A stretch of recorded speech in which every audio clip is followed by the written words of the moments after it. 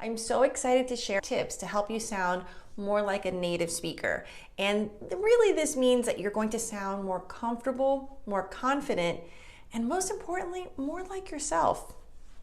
So that just brings me straight into tip number one. My first tip for you is be yourself. A lot of times we focus on sounding like native speakers, and in my experience, you lose a little bit of your identity, whether you're copying someone or you're thinking of a character or your teacher who helped you prep. So the first thing I want you to do is think about, who are you?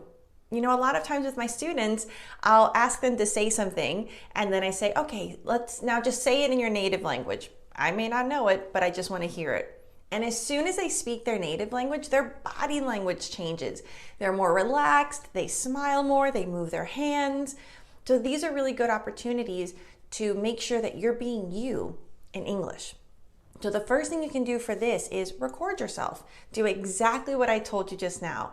Turn your phone on, record yourself on your computer, and maybe introduce yourself or talk about something that you know the vocabulary for in English, and then say it in your native language. Then look at the recording. You don't have to post it anywhere. Just take a look at it and see, how are you different physically and how is your tone different?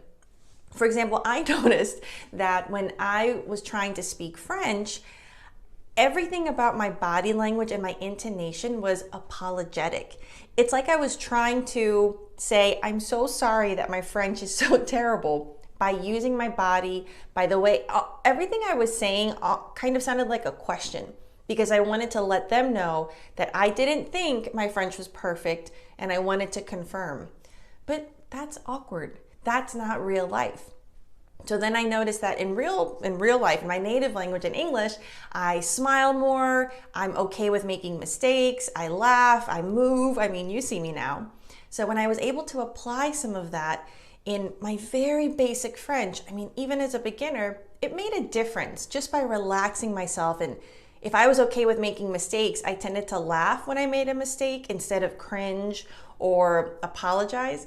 And then the person I was speaking to would laugh with me. So it became a really positive experience. So again, be yourself, and the way that you can do that is record yourself and compare how you say something in English versus your native language. And the second way you can do this is think about 3 words that your friends and family would use to describe you. If you're not sure, you can ask them. But typically when we take this thought process outside of ourselves, not what you think you are, but what your friends and family think you are, it's a little easier to come up with the answer. So do they think you're funny or serious? Do they think you're relaxed or maybe kind of shy? Do they think you're outgoing? So do you see where I'm going with this? So think of 3 words, either write them down or think about it. I'll be honest, if this is something that you're really serious about, I would recommend to write those 3 words down on a piece of paper, maybe a Post-it note, and put it next to your mirror or your computer or wherever you practice English. This will help remind you that that's your goal. It's not just being like a native speaker. I think what we mean by that is that we want our English to be what we perceive to be correct or beautiful.